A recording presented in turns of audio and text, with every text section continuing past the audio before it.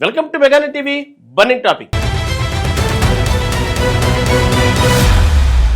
భారత్ ప్రపంచ ఆర్థిక వ్యవస్థలో ఒక సంచలనాత్మక వ్యూహానికి తెరతీసింది. స్విఫ్ట్ అమెరికా డాలర్ల ఆధిపత్యానికి చెక్ పెడుతూ బ్రిక్స్ వేదికగా ఆర్బీఐ వేసిన ఆ మాస్టర్ ప్లాన్ ఏంటి? ఈ రూపాయి సరిహద్దులు దాటితే గ్లోబల్ మార్కెట్లో జరగబోయే ఆ ఊహించని మార్పులేంటి?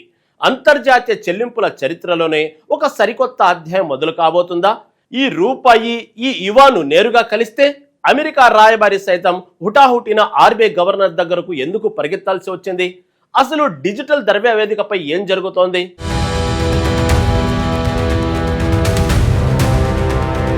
భారతదేశం ప్రపంచ ఆర్థిక వేదికపై మరోసారి కీలకమైన అడుగు వేసింది. బ్రిక్స్ సమితి వేదికగా సెంట్రల్ బ్యాంక్ డిజిటల్ కరెన్సీ అనుసంధానాన్ని ప్రతిపాదించి గ్లోబల్ డిజిటల్ చెల్లింపుల దిశను మార్చేసింది. అంతర్జాతీయ లావాదేవీల్లో అమెరికా డాలర్ మధ్యవర్తిత్వాన్ని తగ్గించే లక్ష్యంతో ఈ వ్యూహాత్మక అడుగు పడింది.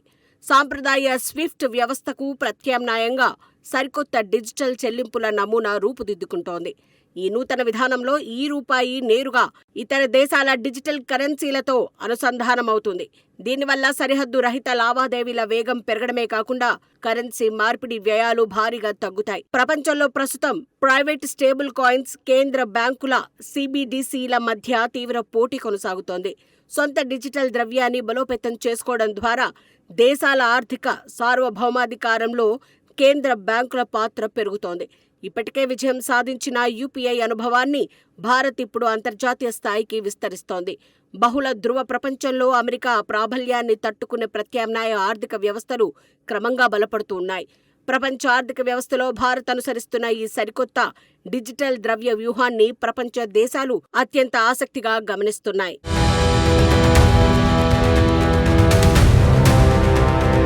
గ్లోబల్ ఫైనాన్షియల్ మార్కెట్లో డిజిటల్ విప్లవానికి భారత్ శ్రీకారం చుట్టింది. బ్రిక్స్ సమావేశాల అజెండాలో సిబిడిసిల అనుసంధాన అంశాన్ని చేర్చాలని రిజర్వ్ బ్యాంక్ స్పష్టంగా సూచించింది. చైనాకు చెందిన ఈ యవాన్తో భారత ఈ రూపాయిని నేరుగా మార్పిడి చేసేలా ఈ ప్రతిపాదన రూపుదిద్దుకుంది. ఈ విధానం పూర్తి స్థాయిలో అమలైతే గ్లోబల్ ట్రేడ్లో డాలర్పై ఆధారపడాల్సిన అవసరం గణనీయంగా తగ్గుతుంది. ఈ పరిణామాల నేపథ్యంలో అమెరికా రాయబారి నేరుగా ఆర్బీఐ గవర్నర్ను కలిసి చర్చలు జరపడం ప్రాధాన్యత సంతరించుకుంది.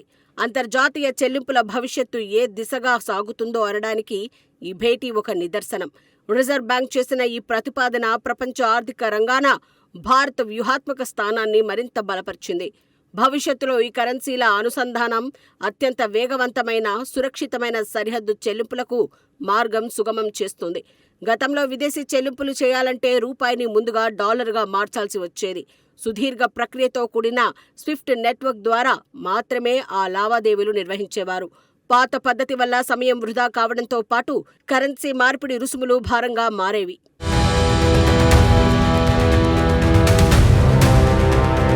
పాతకాలపు సంప్రదాయ ఆర్థిక వ్యవస్థ స్థానంలో కొత్త తరహా డిజిటల్ చెల్లింపులు ప్రాచుర్యం పొందుతున్నాయి. కొత్త ప్రతిపాదన ద్వారా భారత్ ఈ రూపాయి నేరుగా ఈ యవాన్తో తక్షణమే మార్పిడి కావడం సాధ్యమవుతుంది. నాటి రోజుల్లో అంతర్జాతీయ వ్యాపారానికి బ్యాంకులు, మూడో పక్షపు మధ్యవర్తుల పాత్ర అత్యంత కీలకంగా ఉండేది. నేడు ఆధునిక సాంకేతిక పుణ్యమా అని క్షణాల్లో పూర్తయ్యే డిజిటల్ చెల్లింపులు అందుబాటులోకి వచ్చాయి. ఈ పరిణామం ప్రపంచ చెల్లింపుల వ్యవస్థలో ఒక నూతన అధ్యాయానికి పునాది వేసింది. ప్రస్తుతం గ్లోబల్ మార్కెట్లో 2 రకాల డిజిటల్ ద్రవ్య నమూనాలు తీవ్రంగా పోటీ పడుతూ ఉన్నాయి. ప్రైవేటు సంస్థల ఆధ్వర్యంలో నడిచే స్టేబుల్ కాయిన్స్ ఒకవైపు నిలిస్తే సిబిడిసిలు మరోవైపు ఉన్నాయి. స్టేబుల్ కాయిన్స్తో ప్రమాదాలు ఉన్నందున సిబిడిసిలు నేరుగా కేంద్ర బ్యాంకుల కఠిన నియంత్రణలో పనిచేస్తాయి. ఆర్థిక భద్రత దృష్ట్యా ప్రపంచవ్యాప్తంగా అనేక దేశాలు ఇప్పుడు సొంత డిజిటల్ కరెన్సీలను వేగంగా అభివృద్ధి చేస్తూ ఉన్నాయి. ఒకప్పుడు డిజిటల్ చెల్లింపుల విభాగంలో ప్రైవేటు ఫిన్టెక్ సంస్థల ఆధిపత్యం స్పష్టంగా కనిపించేది. మారుతున్న కాలానికి అనుగుణంగా ఇప్పుడు ప్రభుత్వ రంగ కేంద్ర బ్యాంకులు ముందడుగు వేస్తున్నాయి.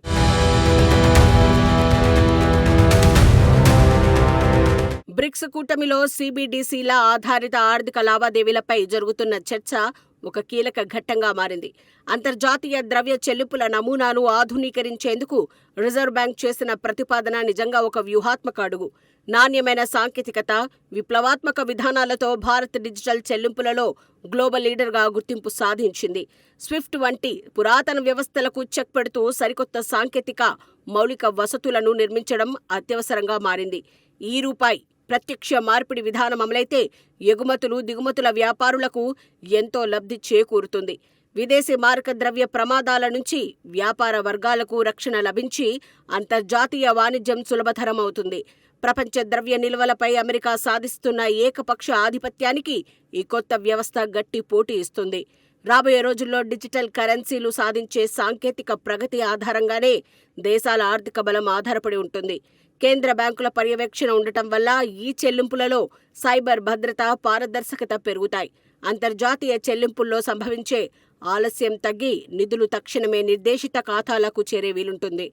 ప్రైవేట్ క్రిప్టో కరెన్సీ తెచ్చే ఆర్థిక అస్థిరతను నివారించడానికి ప్రభుత్వ డిజిటల్ కరెన్సీలే ఏకైక మార్గం.